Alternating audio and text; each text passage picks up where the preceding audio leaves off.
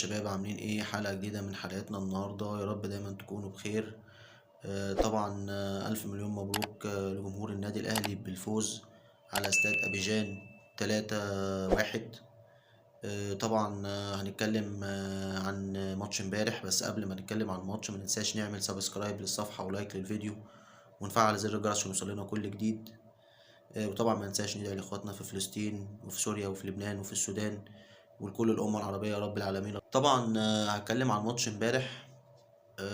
باختصار انا كنت شايف ان ماتش امبارح كان ماتش، مش هقول ان هو كان سيء ولا هقدر اقول ان هو كان ممتاز، لان انا شايف من وجهة نظري ان كان في مشاكل كتيرة جدا في الشوط الاول طبعا احنا دخل فينا هدف كان ممكن الماتش يبوظ، وكان ممكن الحسابات اللي احنا كنا عاملين حسابها عليها انها تختلف.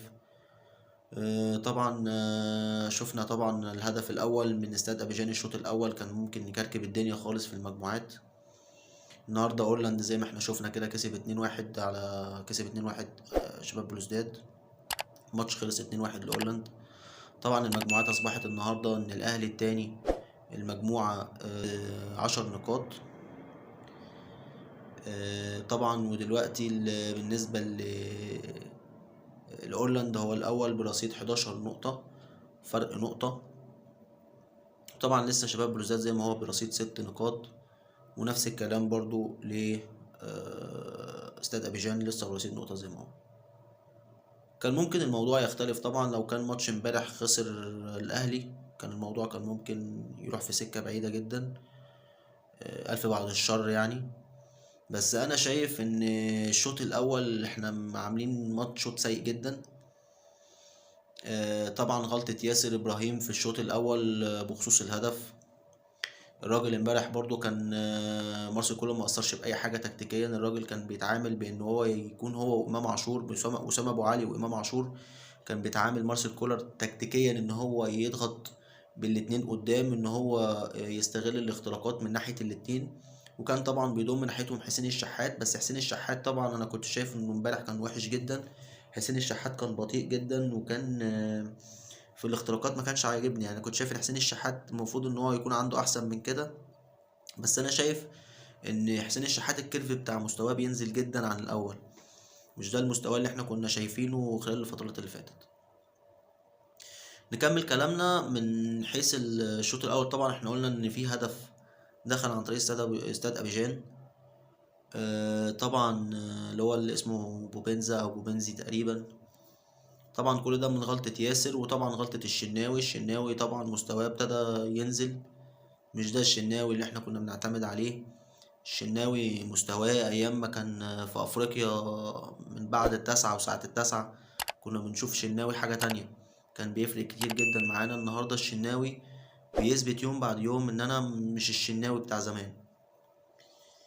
ما نعرفش بقى الكرة بتبقى سخنة عليه ولا ايه الحكاية، بس اتمنى ان الشناوي يرجع لمستواه تاني علشان نقدر ان احنا نصارع على دوري ابطال افريقيا، ونرجع تاني يبقى في منافسة تاني على دوري ابطال افريقيا. لان انت كده لو استمريت بالاداء اللي انت فيه ده على الفترات اللي جاية الموضوع هيبقى صعب. نكمل كلامنا. طبعا خلص الشوط الاول بفوز استاد ابيجان. الشوط التاني طبعا ابتدى يختلف بعد احراز امام عاشور هدف التعادل. وطبعا اللي ساهم معاه في الهدف انا كنت شايف ان وسام كان الراجل بيعمل كل اللي عليه قدام. يعني الراجل هناك بيحارب وحيدا، بيضغط وبيعمل كل حاجة علشان خاطر يقدر ان هو يحرز اهداف. لكن في المقابل بشوف ما بشوفش حد بيساعد الراجل، يعني مفيش حد قدام بيسانده، مفيش حد قدام بيعمل اي حاجة، سواء حسين الشحات او سواء امام عاشور. بس امام عاشور في الشوط التاني المستوى اختلف.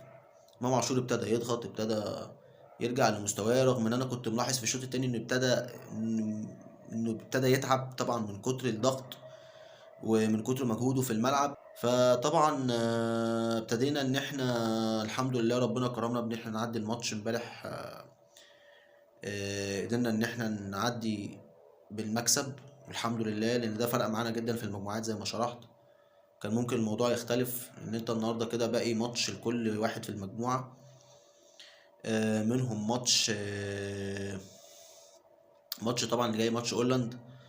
اتمنى ان النادي الاهلي يكسب الماتش ده عشان خاطر يبقى اول مجموعته، وهنشوف اللي هيجي اللي جاي ان شاء الله. يعني ان شاء الله النادي الاهلي يكسب الماتش اللي جاي.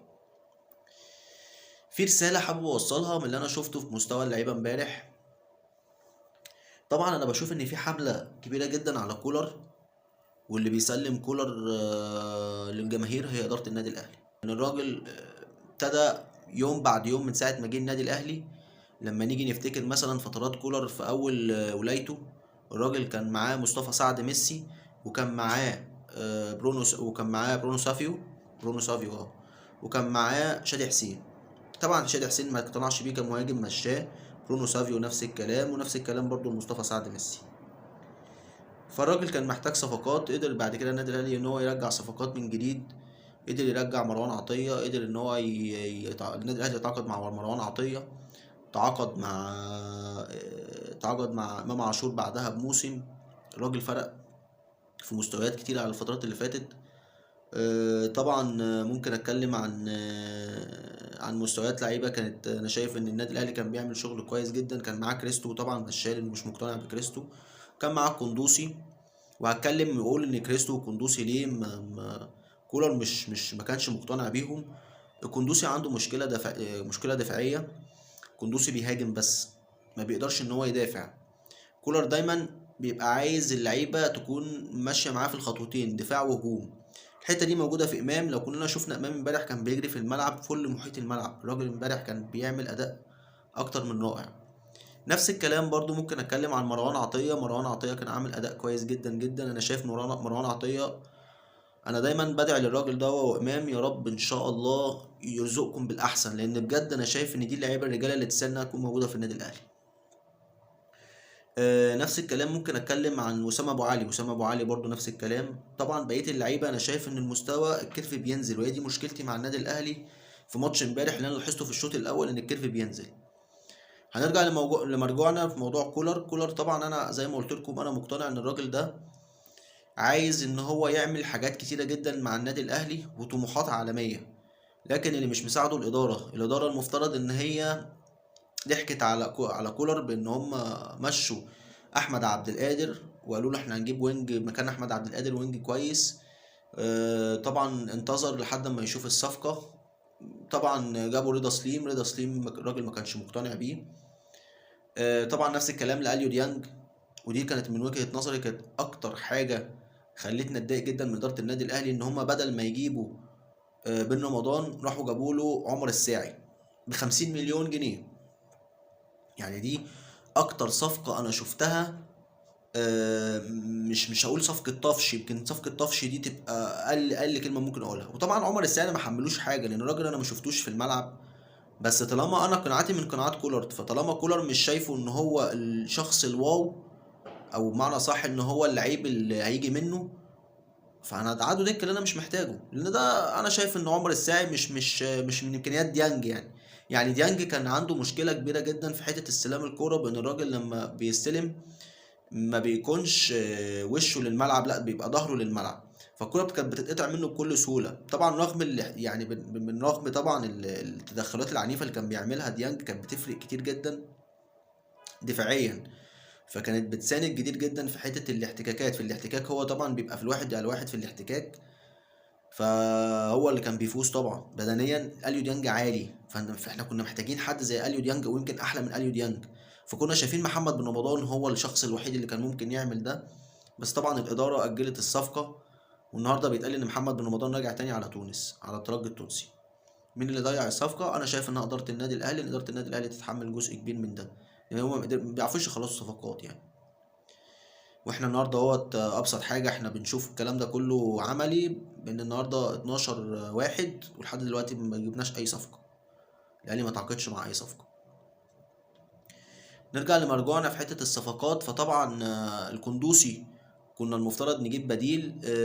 طبعا جبنا امام عاشور، وكان تقريبا يعني ممكن يعني حته الاداره في حته قندوسي دي كنت ممكن اتكلم في حاجه تخص المهاجم. لان أنا على ما اعتقد انا فاكر من ضمن الاسباب اللي مشوا القندوسي هو المهاجم. محتاجين مهاجم. الاداره كانت عشان خاطر تقدر تجيب مهاجم، فقررت انها تمشي القندوسي عشان تقدر تأيد حد اجنبي. فطبعا ابتدينا نجيب بقى صفقات طفش زي ما قلت لكم، ابتدينا نجيب موديست، على ابتدينا نجيب زي ما انتوا شفتوا كده رضا سليم. طبعا اللعيبه دي انا ما بقدرش ان انا الومها، لان انا شايف ان هي مش مشكله، مش مشكلتها، هي مشكله لجنه السكاوتنج اللي للاسف ما بتقدرش انها عينيها. انا شايف انها محتاجه نظاره، يعني لجنه السكاوت دي محتاجه تلبس نظاره عشان تقدر تشوف اللعيب كويس. وقناعات الراجل باللعيبه دي بتدل على ان يوم بعد يوم الراجل ما بيقتنعش بولا صفقه منهم. حتى يوسف ايمن المدافع كلنا شفنا عمل ايه في ماتش سيراميكا، فالراجل حس ان الموضوع بيبهوأ منه، فقالوا خلاص اطلع بره. يعني حتى بدلوا في الشوط الاول، واحنا عارفين ان من قناعات كولر ان الراجل لما بيحب يبدل حد من اللعيبه دي كان بيبقى في الدقيقه حاجه و70. فانت النهارده انت بتطلع اللعيب بدري جدا، فمعنى كده ان اللعيب ده عمل مشاكل كتيره معاك في الملعب. والنهارده بنشوف يوسف ايمن هو ما بيشاركش. فطبعا انا ما اقدرش زي ما قلت ان انا احمل كولر جزء كبير من المشاكل اللي بتحصل في النادي الاهلي فنيا، قد ما لازم احمل الاداره، لان الاداره، وهرجع اقول تاني، الاداره نايمه ننا في الفانيلا حرفيا يعني. طبعا لو في لفظ غير ده اقدر اقوله كنت قلته، لان الموضوع امبارح كان مستفزني درجه او كبيره جدا بسبب الاداء اللي بشوفه في الملعب. اداء مش عايز اقول اسوأ، يعني انا شايف ان النادي الاهلي بقى فاضي. حرفيا النادي الاهلي عنده مشاكل كتيره جدا دفاعيه، حرفيا النادي الاهلي عنده مشاكل كتيره جدا هجوميا، بالذات حته هجوميا. ليه بقول هجوميا؟ لان النادي الاهلي بيلعب وينج واحد، هو وينج واحد، وفي وينج واحد منهم مصاب. وطبعا رضا سليم الاهلي خرجه بره القايمه، وطاهر مصاب لحد النهارده، وبيرسي تاو مشي طبعا، راح لقطر. فانت النهارده بتتكلم ان انت معاك وينج، ولو اتصاب منك هتنزل مين بداله؟ طيب يعني مين اللي هيشارك اساسي مكان حسين الشحات لو لا قدر الله الف بعد الشر يعني المشكله وصلت بان هو يتصاب؟ انت النهارده بتلعب بامام عاشور وينج، ولنفترض فرضا جدلا بان امام عاشور لا قدر الله اتصاب، او لا قدر الله حسين الشحات اتصاب. انا مش بقول طبعا، يعني مش بفاول، بس انا بقول مثلا تخيل معايا كده ان حد من اللعيبه دي اتصابت، انت هتلعب بمين؟ مين السبب في المشاكل دي كلها؟ اداره النادي الاهلي. اداره النادي الاهلي اللي هي للاسف ما بتعملش حساب، اداره النادي الاهلي اللي هي للاسف ما بتعملش حساب للفريق اللي معاها، وما بتشوفش احتياجات المدير الفني ايه. فاتمنى السرعه، يعني اتمنى السرعه، ومازال لسه بنطالب بصفقات. اتمنى ان النادي الاهلي او اداره النادي الاهلي تسمع، بدل ما احنا قاعدين. انا حاسس ان كابتن الخطيب، يعني مش عايز اتكلم، مش عايز اقول حاجه هيتقال عليا لجنه، هيتقال عليا ان انا يعني اقول ايه. كل واحد فيهم مش شايف منظر الفريق عامل ازاي. يعني حرفيا مثلا كابتن محمود الخطيب ما بيتفرجش على الفريق وبيشوف المشاكل اللي بتحصل فنيا. كابتن محمد رمضان ما بيشوفش الكلام ده فنيا. الاعلام اللي بيطلع ينتقد وبيطلع دايما يدافع عن الاداره ما بيشوفش الكلام ده فنيا. كل الكلام ده ما بيتشافش. فانا الفتره دي بالذات انا ما عنديش حته ان انا اشوف حاجه غير ان اشوف فنان النادي الاهلي الكيرف بتاعه بيعلى. عايز اشوف لعيبه كيرفها بيعلى. ليه؟ لان ده اللي هيفرق معايا في الفترات اللي جايه، في البطولات اللي انا هبقى اكون فيها. انت الفتره اللي جايه انت هتلعب دوري ابطال افريقيا، انت لسه مكمل في الدوري. انت النهارده طبعا تاني مجموعتك، ولازم تكسب هولندا عشان تصعد اول المجموعه. طبعا انت لسه قدامك برضو بطوله كاس العالم للانديه شهر 6، ولسه قدامك برضو بطوله السوبر ليج. فانت لسه عندك كميه بطولات كتيره جدا لازم بتنافس عليها. انت خلال الفترات اللي فاتت انت ضيعت الموسم اللي فات ده، ضيعت السوبر الافريقي، وضيعت منك بطولة الانتر كونتيننتال بان انت خدت بطولة منهم. مع كامل احترامي انت كنت ممكن يبقى طموحاتك اعلى من كده، كان ممكن نظرتك تبقى ابعد من كده، بس اللي ما ساعدش في ده ادارة النادي الاهلي. انا زي ما قلت كولر ما اقدرش احمله اي حاجة. الراجل مع كامل احترامي لو جينا فكرنا بالعقل شوية، الراجل طول الفترات اللي فاتت يعني كتر خيره بزيادة الراجل اول ما جه النادي الاهلي يا جماعه كان بيلعب بكريم فؤاد وكان بيلعب باحمد عبد القادر، كان بيلعب بيهم. كريم فؤاد كان موظفه وينج. كهربا النهارده بيلعب مهاجم. فالراجل كان بيحاول ان هو ياخد اللعيبه دي ويوظفها في مراكز مش مراكزها اصلا. انت لحد النهارده بتعمل الكلام ده. كريم الدبيس بيلعب وينج. احنا وصلنا لدرجه ان كريم الدبيس بيلعب وينج. وصلنا لدرجه ان امام عاشور بيلعب وينج. امام عاشور كان بيلعب قبل كده وينج بس ده مش مركزه الاساسي. في مركز 8 امام عاشور بيبقى افضل بكتير وبيبقى احسن بكتير. لان احسن لعيب في مصر دلوقتي انا شايفه امام عاشور. فامام عاشور فرقه بعيده جدا كمستوى. ولولا امام عاشور ما كانش موجود مع النادي الاهلي، ما كانش تعاقدنا معاه مثلا، كان حالنا هيبقى عامل ازاي. فاحنا حرفيا النادي الاهلي انا شايف مستواه بينزل، وما ينفعش ان هو يفضل في المستوى ده على المدى البعيد. فبطالب اداره النادي الاهلي نلحق نتعاقد مع صفقات. انا محتاج اقل حاجه كصفقات، انا محتاج مهاجم مع وسام، ومحتاج 3 وينجات. انا شايف ان حسين الشحات مستواه مش كويس، مش احسن حاجه. ابتدي اجيب وينج يقدر ينافس على المركز ده، عشان حسين الشحات لما يشوف المنظر ده قدامه يبتدي بقى مستواه يعلى. لان حسين الشحات مش ده اداؤه. انا مش عارف، حسين الشحات مستواه بينزل، حسين الشحات مش في احسن مستوياته. والوينجات اللي عندي كلها مش في مستوياتها، حتى رضا سليم اللي احنا كنا المفروض طلعناه من القايمه. فاتمنى ان الفتره اللي جايه يكون في خير، اتمنى ان الفتره اللي جايه يكون في الافضل. اتمنى يكون معانا وينجات محترفه بجد، يعني اتمنى. بالذات لو جبنا محمود تريزيجيه الموضوع هيتسهل علينا شويه، لان انت كده تريزيجيه هيتقيد كده كده عندك مصري، مش هيتقيد عندك اجنبي. فانا بالنسبه لي هتبقى صفقه كويسه جدا. طبعا لسه لحد دلوقتي ما نعرفش اللي هي جاي هيبقى ايه. فاتمنى ان النادي الاهلي يلحق يتعامل باحترافيه شويه في موضوع الصفقات ده، واتمنى انه يلحق الوقت، لان انت الوقت بيضيع منك. انت النهارده 12 في 12 يناير، النهارده 12 يناير ولسه ما جبناش صفقات. فاتمنى ان النادي الاهلي يلحق يعمل اي حاجه، وان شاء الله ربنا يعديها على خير الايام اللي جايه.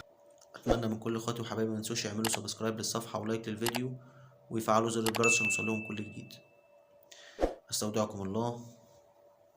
السلام عليكم.